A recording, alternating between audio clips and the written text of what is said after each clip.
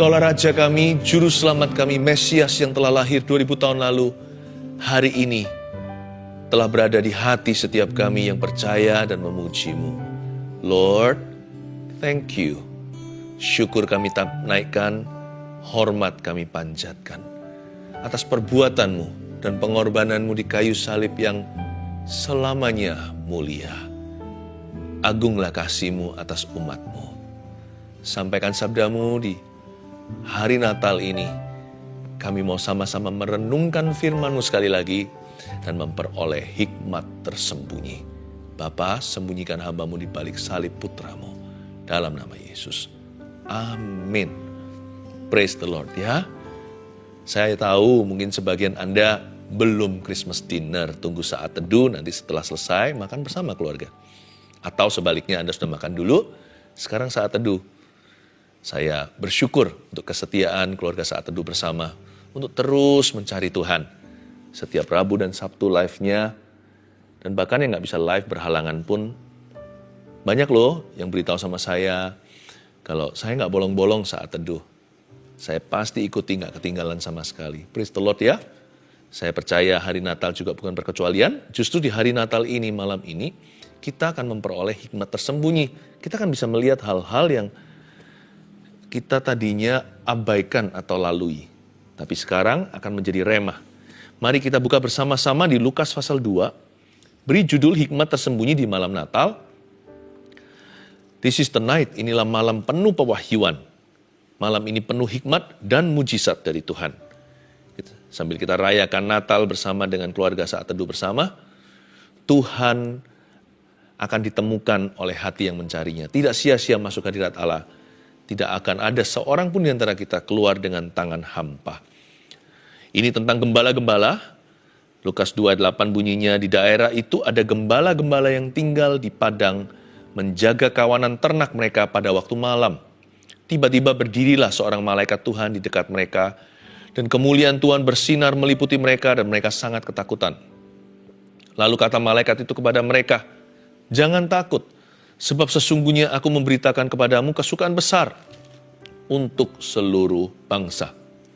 Hari ini telah lahir bagimu Juru Selamat, yaitu Kristus Tuhan di kota Daud."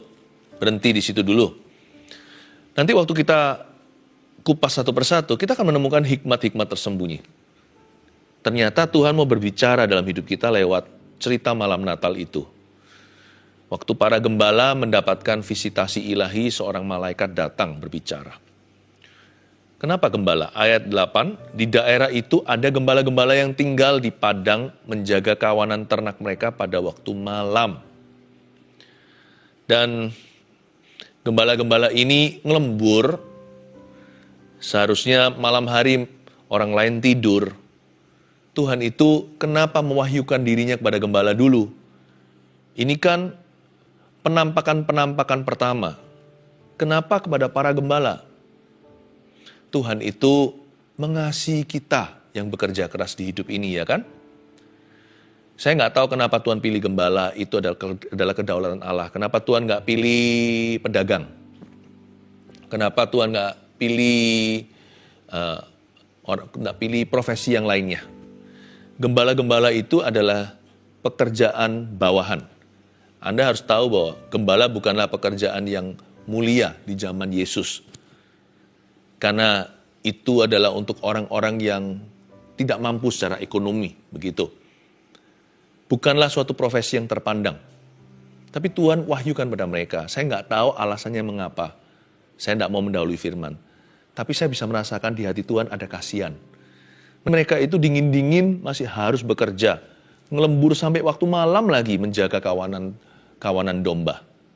Saya bisa rasakan Tuhan itu kasihan. Waktu saya baca ini ya, saya bisa merasa Tuhan itu menghargai setiap profesi kita loh. Itu poin nomor 1. Hikmat tersembunyi pertama yang kita temukan lewat cerita Natal ini, Tuhan cinta gembala-gembala itu. Tuhan mau reward mereka. Saya tidak berkata bahwa karena itu Tuhan menampakkan diri atau Tuhan menyuruh malaikatnya. Enggak. Tapi saya tidak bisa sangkali bahwa Tuhan itu kasihan sama mereka. Tuhan itu sangat menghargai profesimu. Selain itu, para gembala itu sedang menjaga kawanan ternak mereka. Tahukah bahwa mereka menjaga kawanan ternak domba untuk korban bakaran? Jadi the temple lambs atau kambing domba yang memang untuk kurban, itu adalah bisnis mereka, mereka menjaganya. Jadi semua kambing domba itu nanti ada waktunya dipersembahkan di Bait Allah. Dan para gembala ini profesi yang memperjualkan itu. Hari itu Tuhan memberi mereka reward. Mereka jaga domba, hewan, binatang. Tapi mereka segera akan tahu alamatnya anak domba Allah dilahirkan. Bahkan di palungan loh, tempat makannya mbek-mbek itu. Yesus diletakkan di sana dan dibungkus dengan kain. Tuhan itu seperti menunjukkan pada mereka, tujuanmu bekerja ujungnya adalah untuk melihat pekerjaan Allah. Kamu jaga domba untuk bait suci. Aku kasih kamu domba Allah Bapa. Anak domba Allah. Tuhan itu bisa berbicara sesuai profesi kita. Bukan hanya menghargai profesimu, Tuhan bisa menuntun profesi atau pekerjaan Anda pada kemuliaan Allah. Tuhan akan memberi purpose kepada pekerjaanmu, asal pekerjaan Anda itu halal.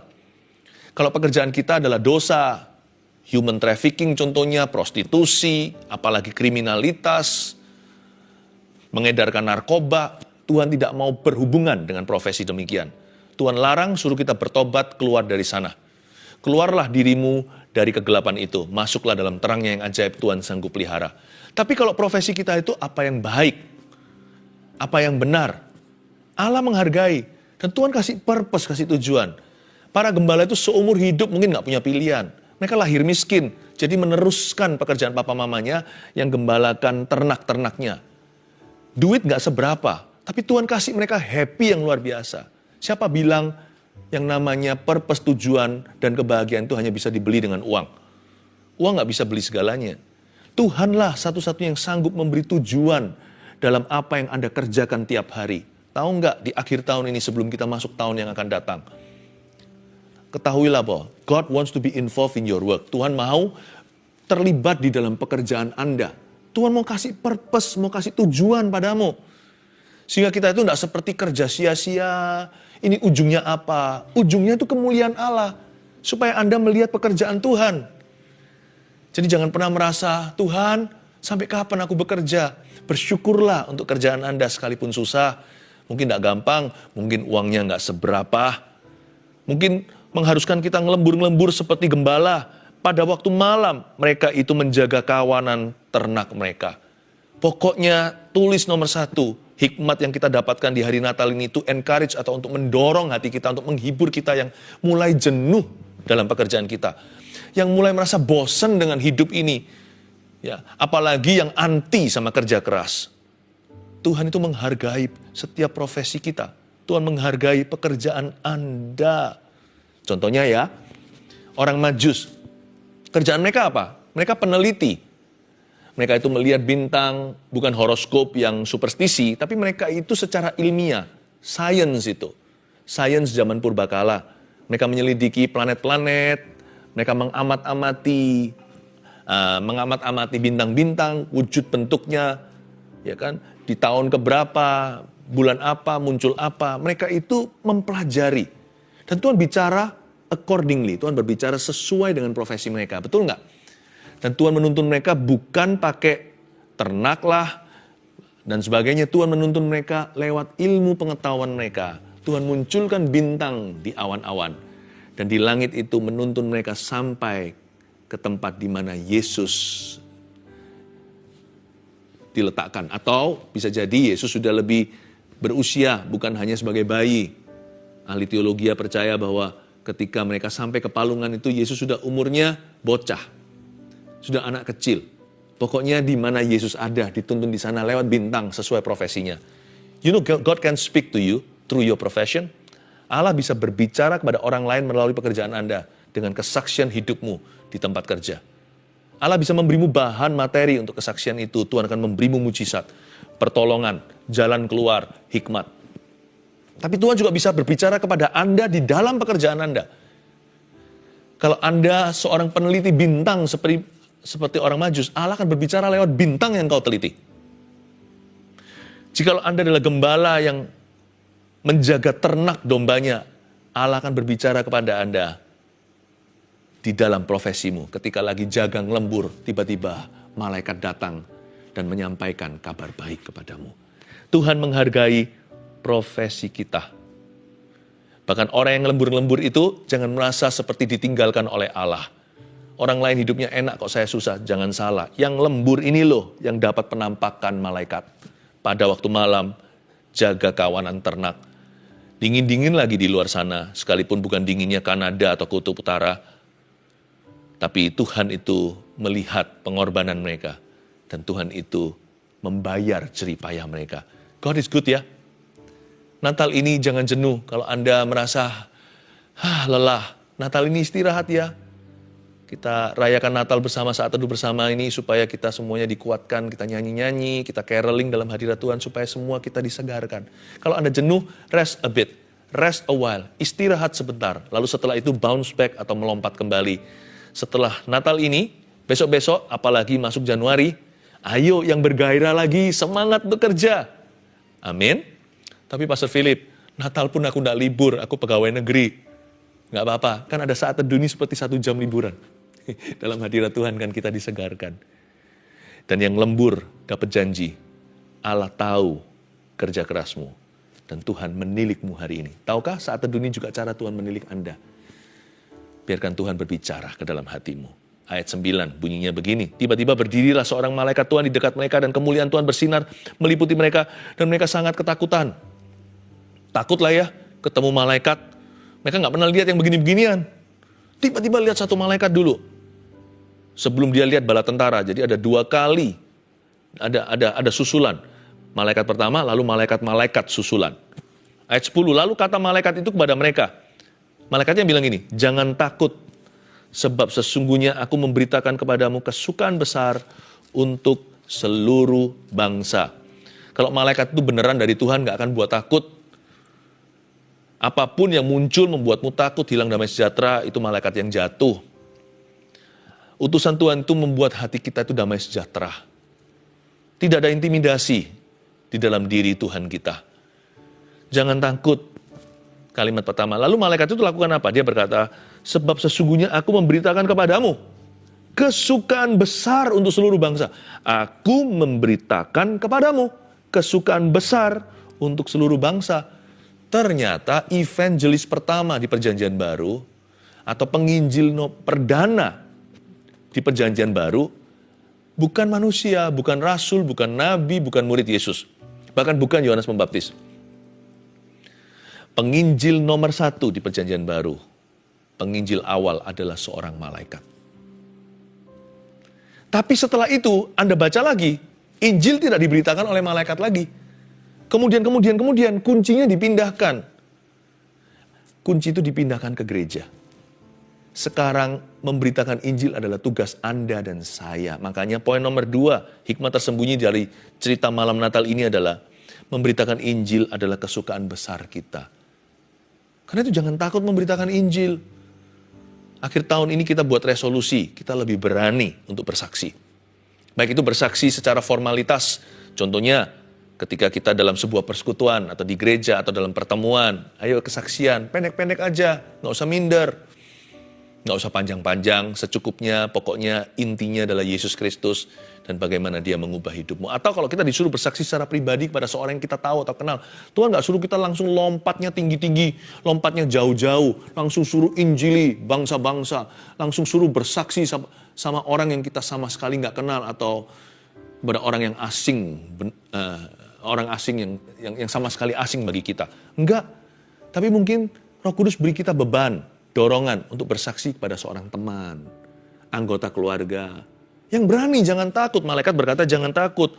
Aku memberitakan kepadamu kesukaan besar untuk seluruh bangsa. Hingga hari ini tidak terdengar malaikat yang menyampaikan Injilnya. Tapi kita sekarang yang dipanggilnya. Betapa irinya seluruh malaikat di sorga hari ini. Karena amanat agung Tuhan dalam diri Anda. Betapa cemburunya seluruh tentara, bala tentara sorga. Kok enak ya? Itu lihat, dia, maksudnya menunjuk Anda. Dia disuruh Tuhan memberitakan Injil dan bersaksi. Malaikat tidak tahan rasanya, mereka mau menjadi penginjilnya. Tapi mereka bukan yang Tuhan pilih. Tuhan memilih Anda dan saya. Yang perdana boleh mereka. Tetapi setelah itu adalah gereja perjanjian baru. Memberitakan Injil adalah kesukaan besar kita. Ayo lebih berani bersaksi tahun depan. Dan siapa tahu masih ada sisa waktu di bulan Desember ini. Tuhan gerakkan Anda menginjili seorang rekan atau mungkin keluarga sendiri. Jangan pernah batasi Tuhan loh ya. Anda tidak akan duga ternyata Allah sudah membuka hati mereka. Anda kesaksian sedikit bukan karena fasilida.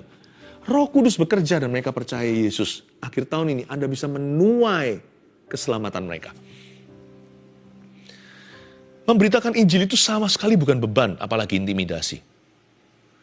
Memberitakan Injil itu kesukaan besar. Kalau nggak percaya, interview malaikat. Ya jangan, ini hanya kiasan. Andai kata kita bisa, semua malaikat di sorga akan sepakat sama-sama berkata, aku iri sama kalian, hai umat manusia yang telah ditebusnya. Aku iri sama kalian, hai gereja. Aku iri kepadamu, hai orang percaya. Malaikat tidak punya keistimewaan ini lagi. Tuhan telah memindahkan kehormatan ini kepada kita. Beritakan Injil. Apa yang terjadi pada waktu Natal? Bukan Santa Claus. Injil didengungkan langsung oleh malaikat dari sorga. Langsung dari angkasa. Wow, kesukaan besar. Joy to the world. It is joyful to preach the gospel. Coba tanya sama Tuhan sebelum kita tutup tahun. Tuhan, siapa yang aku bisa tuntun padamu? Nanti kan Tuhan akan munculkan nama. Memberitakan Injil itu adalah sukacita. Siapa sini selama ini merasa beritakan Injil itu atau bersaksi itu adalah beban? Bertobatlah. Itu adalah dosa loh. Sekalipun hanyalah perasaan belaka, apapun juga yang menentang kehendak Kristus atau yang menentang Kristus itu adalah dosa. Kristus bilang kesukaan kok, kita bilang beban. Yesus bilang itu, Tuhan bilang itu sukacita kok. Kenapa kita ketakutan? Agree with God. Mari kita setuju dan sepakat dengan Tuhan. Tidak rugi sepakat dengan Dia. Malah merugi jikalau kita menentang Dia. I agree with you Tuhan. Give me the strength, give me the boldness, kasih aku keberanian. Kasih aku kekuatan untuk berani menyatakan berita Injil pada seseorang. Mungkin dalam bahasa yang paling sederhana, cerita aja Tuhan gimana mengubah Anda. Gak usah muluk-muluk sana-sini. Ngomong aja sejak ketemu Yesus, apa bedanya? Atau kalau Anda sendiri belum sampai setaraf bisa memberitakan, mengajak aja termasuk sudah memberitakan Injil. Ayo kita ke gereja, ayo nonton saat teduh. Anda membagikan link supaya orang dengar firman, berarti Anda juga berfirman. Jadi ada langkah-langkah kaki kita untuk memperkenalkan atau untuk membagikan kasih Yesus kepada sesama kita. Itu intisari Natal. Karena itu hikmat tersembunyi di malam Natal yang kedua tadi adalah memberitakan Injil merupakan kesukaan besar. Kita lihat ayat 11 sekarang, hari ini telah lahir bagimu juru selamat yaitu Kristus Tuhan di kota Daud. Dan inilah tandanya bagimu. Ini perkataan malaikat kepada Gabriel, kepada para gembala. Dan inilah tandanya bagimu. Kamu akan menjumpai seorang bayi dibungkus dengan lampin dan terbaring di dalam palungan. Tunggu dulu ya ayat 12. Tuhan bilang gini lewat malaikat. Kamu akan menjumpai bayi dibungkus dengan lampin. Itu sih normal. Semua rumah kalau bayi baru lahir di zaman itu ya dibungkus dengan lampin. Sekarang juga hanya bahasanya aja beda termnya. Lalu apa spesialnya? Apa yang istimewa? Nah, yang istimewa berikutnya ini. Bukan hanya seorang bayi itu dibungkus dengan lampin, dia juga terbaring di dalam palungan. Ya. Luar biasa dan biasa. Bayi dibungkus lampin itu normal. Tahukah sampai kapanpun Injil itu relevan? Mau tahu mengapa Injil itu begitu mempan? Karena dia sangat mendarat dalam kehidupan manusia. The gospel is normal. Sangat normal. Tapi the gospel is supernatural. Bukan dia hanya normal, tapi dia supranatural. Yesus tuh beda, pengajarannya lain. Dari lahir sononya aja udah gak sama. Yang lainnya mungkin lahir di istana, Yesus lahir di palungan. Dia disebut anak domba Allah, itulah julukan Mesias atau juru selamat kita. Dan ditaruh bukan di ranjang rumah sakit, atau minimal ranjang rumah. Dia ditaruh di palungan. Palungan itu apa sih? Palungan itu tempat kasih makan hewan. Yesus itu seolah-olah jadi makanan. Dia seperti roti hidup yang dimakan oleh kita. Darahnya dicurahkan. Dari sejak kecil lahir aja, sudah ada nubuatan. Hanya karena dia berada di palungan, kita semua jadi tahu bahwa Yesus itulah roti yang turun dari sorga. Yesus itulah pengorbanan. Makanya kita itu gak bisa percaya Yesus itu hanya sekedar dengan logika. Loh, mengasihi Tuhan harus dengan akal budi, saya mengerti. Kita gak boleh buta. Tapi, kalau kita hanya meneliti Yesus, percuma. Yesus harus jadi makanan. Kita baru merasakan perubahan kalau kita terima Yesus di hati kita.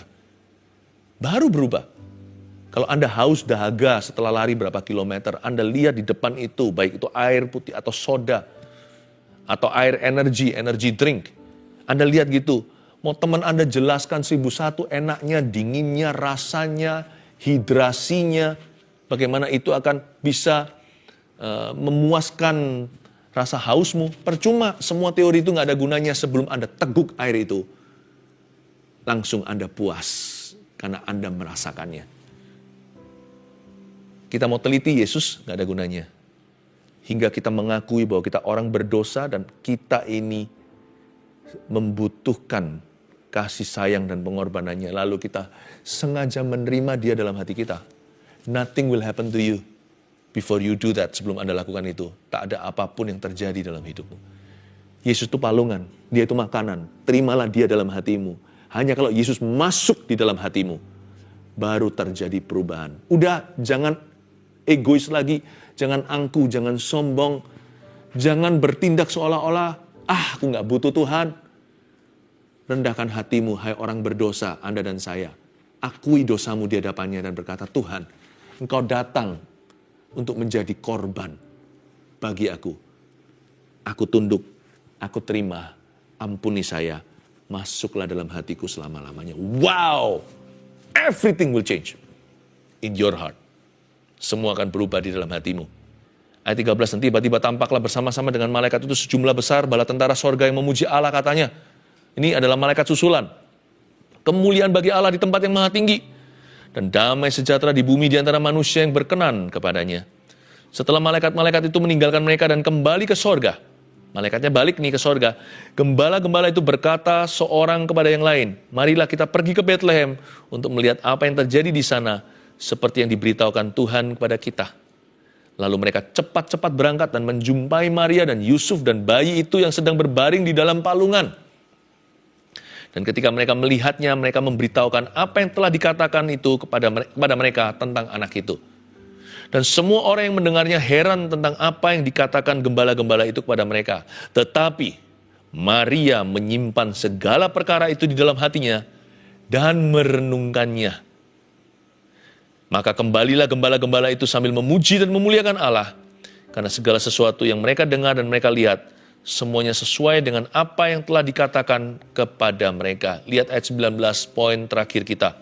Tetapi Maria menyimpan segala perkara itu di dalam hatinya dan merenungkannya. Para gembala itu cerita, tadi kami melihat apa waktu di padang rumput malam-malam hari. Lalu apa yang dikatakan malaikat? Lalu penampakan berikutnya malaikat susulan, bala tentara sorga. Lalu mereka nyanyi apa, liriknya segalanya. Kalau mereka nggak cerita kan, nggak ada rekornya nih sekarang di Lukas. Ya kan? Karena Maria kan mendengarkan semua tuturan mereka.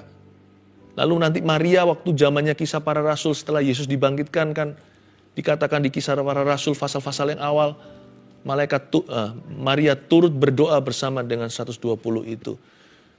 Di situ nanti masuk zamannya rasul-rasul, pasti Ibu Maria banyak cerita. Lalu Lukas seorang dokter yang mengikut Paulus dalam perjalanannya, yang menulis Injil Lukas ini, merekodnya, mendokumentasikan.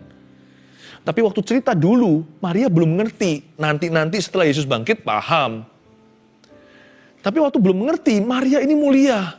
Ibunda ini, coba lihat ayat 19 lagi. Waktu dia belum memahami, Maria menyimpan segala perkara itu dalam hati dan merenungkannya. Belajar seperti Maria ya, ini hikmah tersembunyi ketiga yang saya mau bagikan kepada Anda, yaitu simpan dulu dalam hati apa yang kita kurang pahami. Jangan tergesa-gesa menghakimi supaya hidupmu happy. Jangan dikit-dikit suka komentar, karena kadang-kadang orang yang terlalu cepat beropini itu menunjukkan kebodohannya. Banyak pendengar, kecuali kalau hal itu jelas-jelas salah, kalau itu melanggar firman Allah. Tapi kalau sesuatu yang sifatnya Anda saja yang belum bisa total memahami apa ini yang Allah sedang katakan atau kerjakan dalam hidupmu, belajar tenang dulu. Seperti Maria, belajar merenungkannya. Hingga Tuhan nanti akan meneranginya tepat waktu. Roh Kudus itu bisa memberimu butir firman, tapi pengertiannya menyusul berapa hari kemudian. Pokoknya belajar seperti Maria. Kalau hidup kita itu mau tidak alami gejolak yang tidak perlu, kalau hidup kita itu mau tenang, mau bahagia, dan mau berada dalam tuntunan Tuhan. Kalau dituntunkan kita di belakang, kadang-kadang tuntunan Tuhan itu terasa langsung ya Tuhan di depan kita. Kadang-kadang terasa kita itu berada 10 langkah di belakangnya. Kita butuh waktu untuk memahami Tuhan itu tuntun kita untuk apa. Tapi jangan cepat-cepat kita itu kecewa, putus asa lah, konklusi. Simpan dulu dalam hati kalau Anda belum pahami hingga Roh Kudus menerangi. Saya kasih satu contoh sederhana, dengan ini saya selesai. Suatu hari waktu saya pertama kali baca Alkitab sebagai bayi rohani, masih awal-awal kenal Yesus, ya, saya juga langsung masuk sekolah Alkitab karena saya kenal Tuhan itu SMA 3. Langsung masuk ke college, ke kuliah. Dan saya dapat ayat, jangan kasih mutiara ke mulut babi, nanti babi itu akan menginjak-injaknya, lalu berbalik menyerangmu. Apa sih maksudnya? Hari itu saya agak sedikit kecewa, kenapa saat teduhku secara pribadi, aku nggak dapat apa-apa. Enak menyembahnya, memuji Tuhan, tapi ketika baca Alkitab nggak ngerti. Tapi saya diajari, kalau kita belum paham sesuatu, simpan dulu di hati. Apalagi kalau itu firman Tuhan. Singkat cerita, saya pergi sekolah. Di sekolah, kita ada kedatangan satu mahasiswa baru. Dan mahasiswa itu menyusul ya. Lalu dia waktu itu kan saya di Kanada, dia orang Asia. Tepatnya orang Jepang. Semua yang guru katakan dikritik semua. Dia itu selalu menjadi oposisi. Apa-apa semuanya sama dia itu dikritik habis deh. Rasanya seperti dia itu seorang diri yang benar. Padahal profesor-profesor kami itu orang-orangnya baik dan sangat biblikal, sangat alkitabiah luar biasa. Tapi apa aja nggak pernah puas di hatinya. Saya terpancing awal-awal untuk debat sama dia.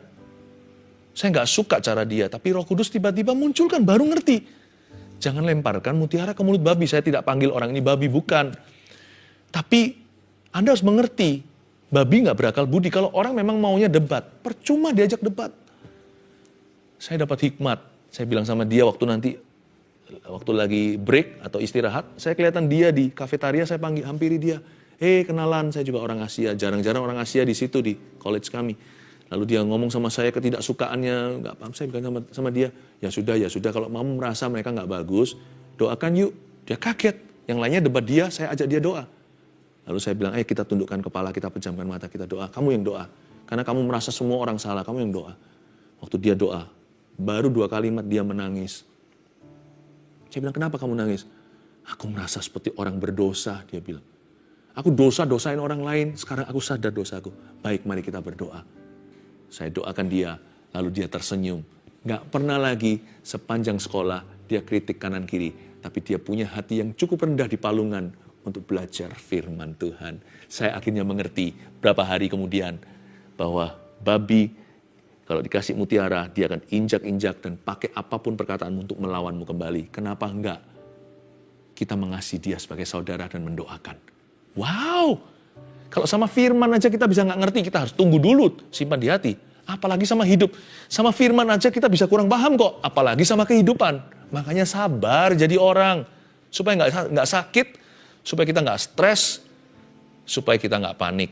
Sabar dong. Kalau kurang paham, simpan dulu di hati. 1, 2, 3, Hikmat tersembunyi yang kita dapatkan di malam Natal ini begitu indah adalah Tuhan menghargai setiap profesi kita. Dua, memberitakan Injil adalah kesukaan besar kita. Tiga, simpan dulu dalam hati apa yang kita kurang pahami. Semoga hidup Anda semakin diberkati. Mari kita nyanyikan lagu ini. Haleluya. Thank you, Jesus.